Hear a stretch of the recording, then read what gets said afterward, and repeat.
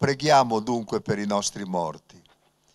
Chiediamo che possano entrare nella gloria, ma riflettiamo anche sulla nostra vita. Facciamo in modo che nella nostra vita non ci siano decisioni contrarie all'amore di Dio, che siano un rifiuto dell'amore del Padre inferno che ci allontana da Lui e dai fratelli. Il Vescovo, Monsignor Alberto Tanasini, nella messa celebrata nella cappella del cimitero monumentale di Chiavari, ha esortato i fedeli ad essere già oggi testimoni di uno stile di vita aperto agli altri, in vista di quel giudizio di misericordia e di verità che dopo la morte aspetta ciascuno di noi. Il nostro cammino sulla terra, dove ci ha portato? Dove ha portato il nostro cuore, la nostra mente, la nostra volontà, le nostre scelte, le nostre decisioni? Dove? Saremo noi stessi a confrontarci con la luce della verità che è in Dio.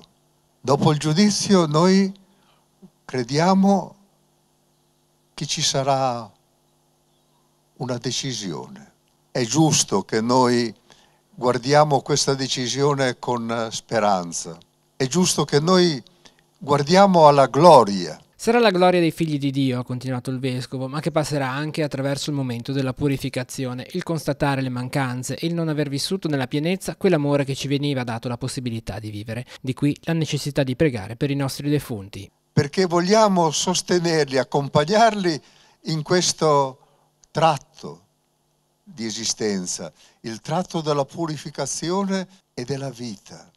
Voi capite che si tratta tutto di una dinamica di amore e questa dinamica di amore oggi ci dice: tu la vivi questa dinamica di amore, la vivi già qui. Che cosa ti spinge nelle tue decisioni, nelle tue scelte?